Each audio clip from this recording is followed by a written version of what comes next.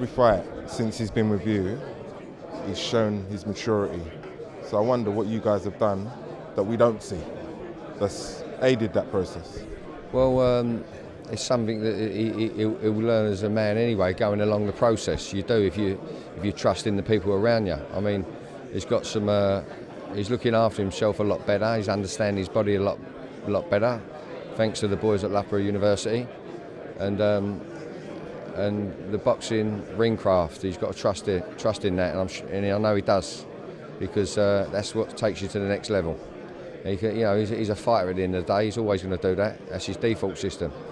So he's learning to pick and choose the right moments. When to box, when to outfox, when to sting and when to ping, basically, yeah. He shows a lot of the physical work that he does to get himself in the shape that he's in. He shows us, those online fans and stuff. But the ring craft that you allude to, we don't see much of that in terms of how that progresses and develops. So what have you done to improve that side of his game? Well, it's just it's a form of like repetition, It's repetition, tighten up, being compact. It's times to be tight and compact. There's times to be more elusive and more elusive, so to speak. So it's time to bend your knees and plant and bang and whack that body and go upstairs and downstairs. And it's time to put in the tricks and the feints and the kids.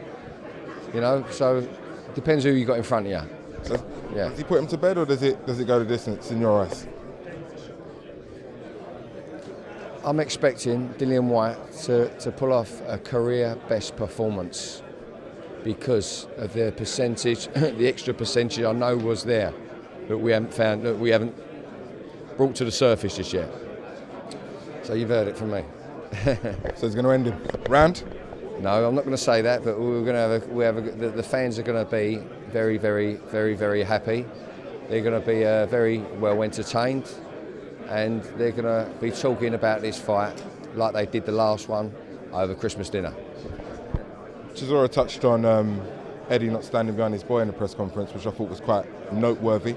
A lot of people thought or felt that Dillian should have had a shot at the WBC a long time ago. We all know about the politics that went on there. What's your view? Because everything's timing, according to Tim Dereck. Is it a case of where he hasn't been thrown into the deep end, he's had a chance to develop as more of a fighter, and when he does get that shot, he'll be in a better place? Well, absolutely. I mean, when Dillian and his the rest of the boys and the public was screaming out a couple of 3 fights ago, should be fighting for this and fighting for that, I was quite happy that them fights weren't coming, weren't materialising. You know why? Because there was stuff he needed to understand and feel and bring to the surface. But as you said, as you heard from me just now, I said he's ready for anyone now. You know what I'm saying? I said that when he beat Parker. You know what I mean? But going on to the Parker fight, everyone said it was a 50-50 fight. No, it was a 60-40 fight in Parker's favour because of what he's done. He's a good fighter. He's a good boxer, and where he's come from. But he got